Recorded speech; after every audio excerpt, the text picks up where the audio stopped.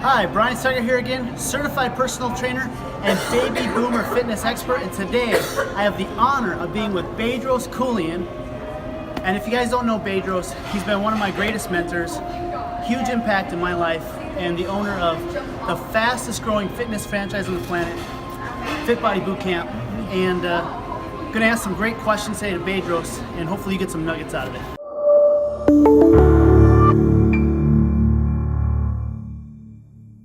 Hey folks. All right, Thanks so for having me, dude. absolutely. Yeah, all right. So last year you came out to a conference and you spoke to a large group of investors. A lot of them were baby boomers. Yes. And the whole audience was just spellbound. And they were just in their seats, and afterwards they were coming up and asking a lot of questions afterwards. And still to this day, some of them are my clients. And they're like, we love Bedros, tell him we said hi. And they're still talking about the stuff that you talked about. And I thought this would be a great message to share with our viewers. Sure. So the first one is a lot of people in their midlife are trying to reinvent themselves with fitness. Could you share your story of how you reinvented yourself with fitness and how that's made an impact in your life? Yeah, absolutely. So, believe it or not, I was actually not supposed to be the guy that created this fast-growing fitness franchise and to be able to help so many thousands of people in the fitness industry. I was supposed to be a smog technician. Of all things. And when I got out of high school, I wanted to work on people's cars and be a smog technician. There's nothing wrong with being a smog technician, but the thing that changed my trajectory or changed my path, I guess, or allowed me to reinvent myself, was the fact that I was 35 pounds overweight in 11th grade. And I was a pretty fat, overweight, unhappy kid. And so I figured if I want to make it to prom next year, senior year, I have to lose this weight to be able to ask out Nakaya. Nakaya, I had the hots for her in high school. I think we all have a Micaiah in our we do. past, yep. We all do. And so the good news is that summer I worked out and read muscle magazines and learned about nutrition and fitness and lost the weight.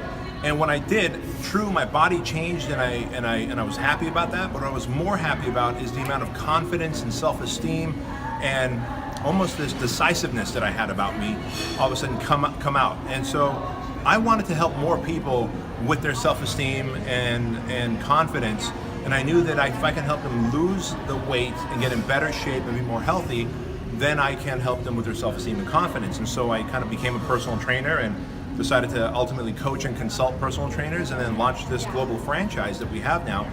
And it's all this to say that it doesn't matter if you're 18 like I was, or now that I'm 42 and I reinvented myself a few years ago to launch this franchise. You can reinvent yourself through fitness or any other way at any age, as long as you're willing to step into the sides of your comfort zone, which is where most people don't want to be. Yeah, and stepping outside your comfort zone is creating that vision. How does somebody go about creating that vision for themselves to get outside their comfort zone? That's a really good question. So if you're looking to create a vision for yourself, and again, it doesn't matter what age you are. I mean, you might want to do a career shift, an absolute pivot at the age of 65. We just met a woman in there, right? 70. She was 70, I'm sorry. She's 70 years old, and she was in the judicial system for so long, in our federal judicial system, retired, and is now going into holistic medicine, into working with people on their fitness and health goals at the age of 70. And if you've got a vision, then odds are it's because you've been given a purpose or a gift from God, from the universe, whoever your higher power is. And the way I look at it is the more clarity you can have on your vision, the more clarity you will have on the path to get there. And so you have to then define your vision.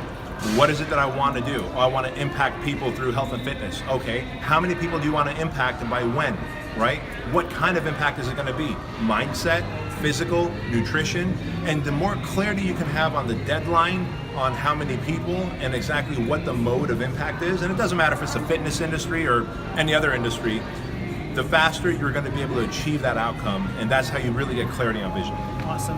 And a lot of times people get that vision and then they take action, but then they're getting held back a little bit. And you told this wonderful story about how somebody can take their identity and fight through anything, where there's a cockroach and then there's a weed. Could you explain that identity and how somebody can create that to fight through those tough times? Absolutely. Now Brian and I, we've been friends for a very long time, and I've had the great privilege of helping him kind of develop his business skill sets. And one thing I taught Brian, along with many other coaching clients of mine, is that oftentimes when you have this vision of grandeur and you want to create a big business or you want to make a big impact in life, things get in the way. Adversity kind of tends to come about, or maybe you're going to buy a building or rent a building and you have a landlord and the landlord doesn't want you to be there in that location, or maybe the city wants you to get a conditional use permit, or maybe someone just said something bad and nasty about you on social media, on Facebook. And whatever the form of adversity is, you're going to have a lot of roadblocks on the way to success. That's just how it is. And the thing I taught Brian was that we have to be so resilient in our attitude and in our desire to achieve the outcome that no matter what kind of adversity we get, we can overcome it. And so I thought about, what are the two things on this planet that can just deal with all types of adversities? Well, the cockroach. They say that the cockroach can survive a nuclear holocaust, right? Well, if a cockroach can be so resilient and survive any kind of environment, don't we want to emulate the resiliency of a cockroach? And then the other thing was a weed. Just your everyday garden weed that grows out. I've seen weeds grow out of cement, out of asphalt, out of sand. I've seen weeds grow out of a telephone pole, off the side of a telephone pole. And they have yet to create any kind of spray or chemical at Home Depot that can permanently kill that weed. And so in my mind's eye, I said, you know what? From now on, I'm going to look at myself as a cockweed, a cockroach and a weed. And if they make sweet love, I'm the byproduct of that love making, and I'm the cockweed. And so I taught all my coaching clients, just act like you're a cockweed. You're going to be everywhere all the time, be absolutely resilient and overcome any adversity and thrive in the face of adversity, and don't just shrivel up and die. And when you look at it that way and change your perspective or reframe things, success just happens to magically happen to you. That one helped me a huge, because I was in the military time. I was starting the gym. I was training all the sessions in the gym, and I remember driving to work, and it was like my 14th day in a row of working, 12 to 16-hour days, not getting much sleep. I'm driving in, and I was just at my edge, and all of a sudden I just thought that I was like, I'm a bleeping, I don't swear much, cockweed, and I got this. So I walked in there and I taught that 5 a.m. session, had energy. So that was a crucial mindset to get through that, to get to those results and that vision I really wanted for myself. You know, let me say something else about the whole cockweed thing, because I later realized why it's also so powerful. Because when you just start in your mind's eye, when you go, I'm a cockweed, and when you picture a cockroach and a weed, and those are not two things that we think of a puppy when you think about an animal. You think of a beautiful little blue jay, right? Yep. When you think of a little animal, and when certainly you think of an orchid or a rose when you think of a plant. You don't think of a weed. And so when we take these two ugliest, most resilient things on the planet and put them together, it's just something funny about it, right? So to proclaim, I'm a cockweed, it gives you such a good laugh, and it releases so many good endorphins and happy hormones that you can't help but have a good day out of it. Absolutely. And one of the things that kind of gets me and a lot of my clients is they say, I don't have time, but every one of us has the same 24 hours in the day and the same amount of time in the week, and we can all make exercise a priority ourselves. But you taught me this lesson. When you say yes to something, you're saying no to it. And the top people in the world, they always say no to this and they say yes to this. Could you build on that a little bit? Yeah. So I learned this the tough way. When I started my first business, I lost $126,000 in this business. Like, that might as well have been $126 million, because I didn't have that and I didn't have that. And so, and the reason I lost all that money is I had created a software called High Tech Trainer. I remember, you remember that? And it was this piece of software to help people with their workouts. But every time someone said, you should add this feature to it, and I said yes. And in fact, we would joke around in our workplace. There's only three of us: myself, my business partner, and then our programmer. And we joke around that we're a yes company. We're a yes company. We took pride in saying yes. And after being in debt for $126,000 and then figuring out how am I going to dig myself out of this, I realized the answer is not yes. The answer is no. In fact, most of the time when you say yes to something, you're saying no to a better opportunity. And so you have to understand what is the trade-off that you're paying for here, right? In other words, when you say yes to something, if I said yes to speaking at this event here, what am I saying no to? Maybe I'm saying no to spending time with my wife and kids this weekend. Now, what I did is I flew in, I said yes to this event.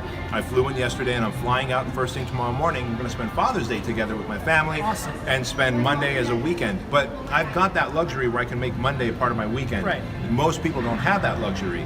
And so think about this. The next time you say yes to something, what other valuable thing are you saying no to? So instead, you should probably flip that around, say no more often so that you can say yes to the things that are more valuable and more impactful in your life. Yeah, so you've got this huge business, like my business entrepreneur clients, they're saying, yes, I'm going to do more business deals, but say, I don't have time for health. They're saying no to their health, which is going to fuel their business long term. Or I'm dealing with the grandmother who missed 3 sessions in a row, and they're saying, yes, I got to be with my grandchildren. They're guilted into be with the grandchildren, but they're actually saying no to their health long term and won't be there for the grandchildren. So remember, when you got to say no to something so you can say yes to your fitness. That's so powerful, and it stuck with me. And the last one, we all have the vision, now we got the identity, and guess what happens? We're going along, everything's perfect, and then the suck factor shows up. Yes. And then, can you talk about this concept that I've modeled that I absolutely love when I feel like I'm screwing up? Imperfect action. Yes, absolutely. Most of us wait to do something when the timing is perfect, right? In other words, we say, well, it's not time yet, it's not time yet, it's not time yet. And I always ask people, well, if now's not the time, then when? Their answer is typically in some way, form, or fashion, well, it's not the perfect time yet. I'm a big believer is that there is no perfect time, that you've got to make time for it, you've got to take imperfect action, because if we wait for perfection, it'll never come. Life is too dynamic, there's way too many factors happening. One day you're going to catch a cold, next day you're going to have a flu, next day there's going to be some disaster in your family, next day the economy's going to crash. So if you wait for the perfect time to grow a business, to start a relationship, to work on your fitness, to make more money, to go on that vacation, perfect's not going to happen, and before you know it, you're going to get old and die and be a person full of regrets. So the number one advice that I can give anybody who's trying to achieve any big outcome, or any medium-sized outcome for that matter, is just take imperfect action now, because perfect never happens. Bedros, thank you so much for sharing those nuggets with you guys. If you guys like this, click the like button below, but also leave a comment below of how this has made a huge impact in your life, or the mindset that you're going to play forward for yourself. And Bedros, where can they find you? Yeah. If people want to find me, you can just go to my blog and subscribe to my emails where I rant on about living the perfect life and just being a high performance human. And that's bedroskeuilian.com, and or you can just find me on social media, Bedros Keuilian. So I really want to thank you, Bedros. Yes, sir. I really appreciate you. And what I appreciate most about you is who you spend time with is who you become. And by me being able to spend that time with you, I become a better person with my family. My dad and I were able to go to a football game this last year. It helped me prioritize my family first, and then also prioritize my business so I could get those both done. So I really appreciate our relationship, that I get to spend time with you, and I've become a better person because of it. So thank you so much. And you guys, if you can get around Bedros, find a way to get it. He's got a book coming up in a year and a half, so find Bedros and spend time with quality people. Thanks, man. I appreciate it. Thank you. I would love to hear what you liked best about this video. So down below, you'll see a comment section. Just leave your comments, and I want to thank you so much for the comments you've been leaving me over the months, and I've been getting back to filling those out. Also down below in the description box, you'll see a link, and in that description box with that link, you want to click it, and it's going to take you to another page where you're going to get 4 free workouts. To get those 4 free workouts, you just have to enter your email address. So go down below, click the link, and we're going to get you those workouts right away by entering your email address. Also, down below, make sure you click the subscribe button so you get updated when we release all this great content. So thank you again for tuning in. Thank you so much for your comments. Go get your free workouts, and you guys make it a great day.